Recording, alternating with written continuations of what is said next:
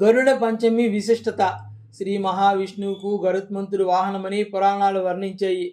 మాతృభక్తికి మహావిష్ణువు సేవకు పరమ నిదర్శనం గరుత్మంతుడే. స్వర్గంలో పోరాడి అమృతాన్ని తెచ్చి తల్లిని దాస్యం నుంచి విడుదల చేశాడు. తాను మాత్రం బిందువైనా సేవించలేదు.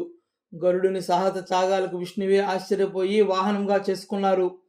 త్యాగగుణం ఉంటే భగవంతుడు తన ఆత్మీయ భక్తుడిగా భావిస్తాడు అనడానికి ఇదే తార్కాణం.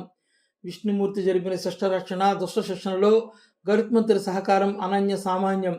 గరుడు వేదస్వరూపుడని ధర్మగ్రంథాలు చెబుతున్నాయి. భగవద్గీతలో శ్రీకృష్ణుడు విష్ణువాహనమైన గరుత్మంతుడు తానేనని స్పష్టం చేశాడు.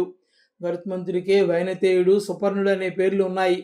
కశ్యప మహర్షి ద్వారా వినతకు జన్మించాడు కాబట్టి వైనతేయుడు అన్నారు. గరుత్మంతుడిని పురాణాలు కాలపురుషుడిగా పరిగణించాయి. ఉత్తరాయణం, దక్షిణాయనం, శుక్లపక్షం, కృష్ణపక్షం, పగలు, రాత్రి ఇలా కాలానికి చెందిన 2 విభాగాలను పురాణాలు గరుత్మంతుని యొక్క 2 రెక్కలుగా సంకేతించాయి. ఆయన 2 రెక్కలను జ్యోతిర్విద్య, మోక్ష విద్యలుగా సూచించింది. శాస్త్ర విద్య, బ్రహ్మ విద్యలకు వాటిని ప్రత్యేకలుగా చెప్పింది. ఆగమ శాస్త్ర గ్రంథాలు గరుత్మంతుని ఒకవైపు ప్రాణవాయు స్వరూపుడుగా, మరోవైపు వేద స్వరూపుడుగా అభివర్ణించాయి.